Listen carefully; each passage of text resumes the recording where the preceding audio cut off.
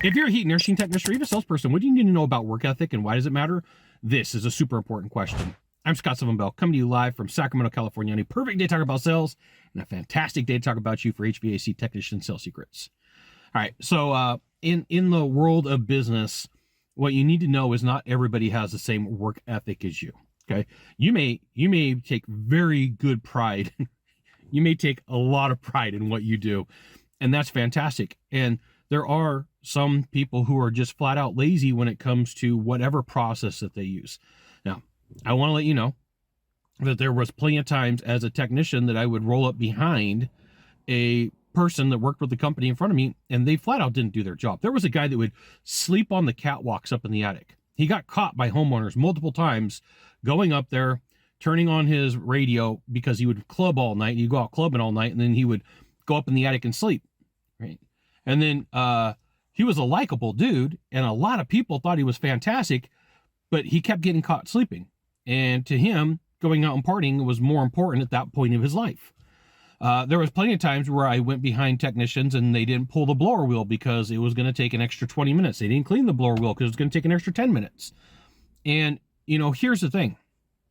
When you take a look at other people, you're not the police, right? It's super frustrating. It's super annoying, but here's the thing. It's actually a better opportunity for you. If you can explain to the people that you meet with, you know, hey, look, here's what's going on. Here's the situation. And get really good at dealing with conflict, you're actually going to have more money left on the table. And like, this may be counterintuitive, and you can say, hey, Scott, are you kidding me? Like, you're saying you should kind of celebrate that the people in front of me are lazy? Absolutely. Like, I always loved going on second opinions because I knew that I was going to outwork the competition. And I'm going to use competition roughly, okay? I knew that if somebody was out in front of me, they weren't going to do as much work. They weren't going to know enough about the equipment. I remember go out to this call, a package unit on the roof, and I go out there. It was a second opinion. Homeowner says, hey, let me tell you everything that's going on. I was like, don't tell me anything. It'll cloud my judgment. So I go up on the roof, and I guessed that the guy in front of me thought it was a bad circuit board. And sure enough, talked to the homeowner, explained everything that was going on. It was a switch.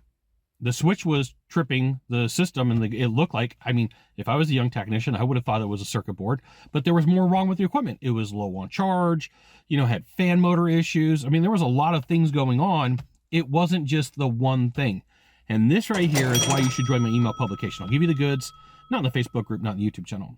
At the end of the day, you should celebrate lazy technicians, lazy salespeople. If you're a salesperson and part of your job is to uncover a scope of work, and the person in front of you didn't ask the right questions, didn't take a look at everything, it really doesn't matter. I got a friend, Mark, and I remember I took a job from him.